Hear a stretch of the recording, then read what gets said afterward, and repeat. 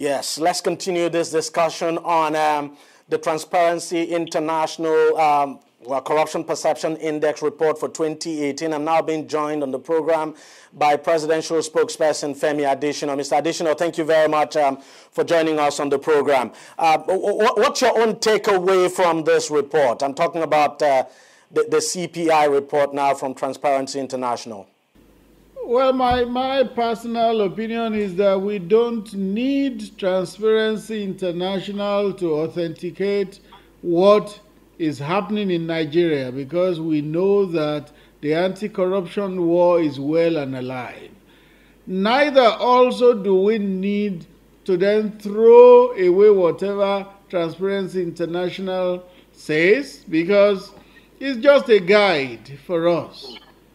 But if anybody wants to start rejoicing over it and claiming that, well, the anti-corruption war is dead in Nigeria, such a person is just fighting a losing battle. The anti-corruption war in Nigeria is well and alive. We don't need authentication from outside, but whatever they say, we don't throw away completely. We just take it as a guide. That's my personal opinion. Okay, now you look at the report itself. No doubt Nigeria has moved up 4 places, which is something very positive. But when you look at the CPI score, it's still 27. Same 27 we scored last year. But in 2016, we did very well. So what exactly would you say is responsible for that? No, like I told you, I don't let those reports determine the success or otherwise of the anti-corruption war. All I know is that in Nigeria today, corruption, the way corruption is perceived, the way corruption is tackled, is not the same as it was. There was a time in this country we were told that stealing was not corruption. Now today we know that stealing is corruption. There was a time in this country that corruption was on top of the table. Today, it has been chased under the table. It's not gone completely, but it's not as it used to be. There is a difference now between the way the corruption war was and the way it is now in Nigeria. There is a lot of change.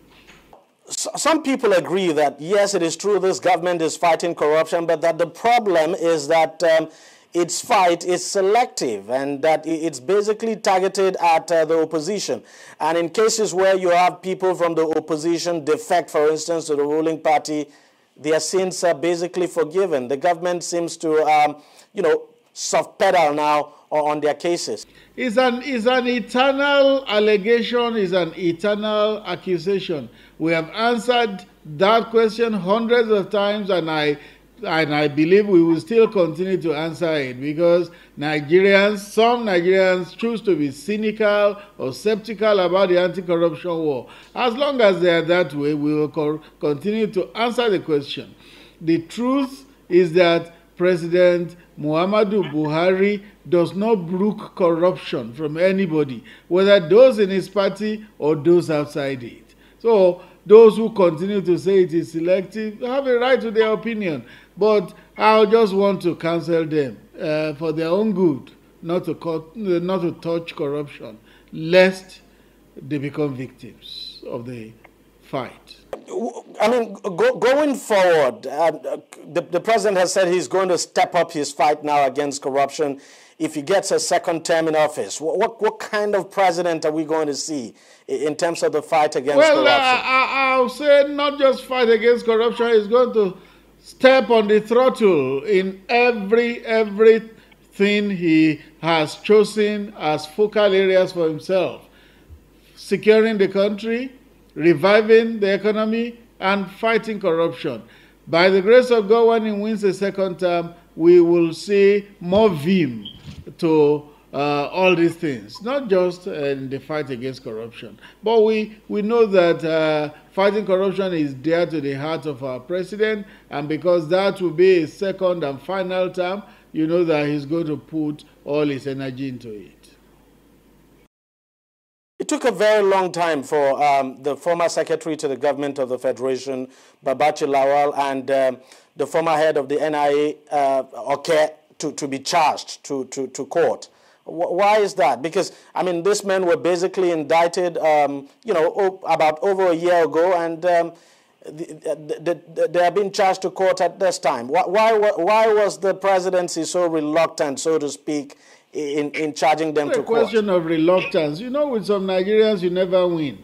If they were not charged, they will complain. Now that they have been charged, they are still complaining. Would you rather have a case that does not stand the rigor of prosecution and it gets thrown out?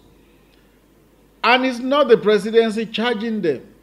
It is the anti-graft agencies. They had been investigating, and when they got to a point that they felt they had a watertight case, they then charged. It's not the presidency charging.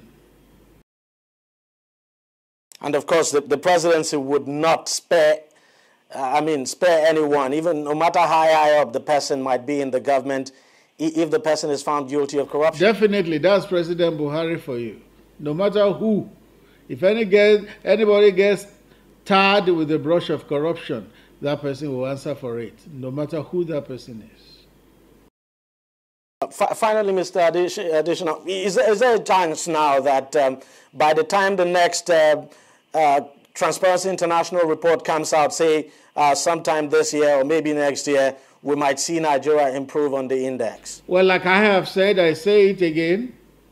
If the index comes and is good, fine, but it does not determine what is happening in Nigeria.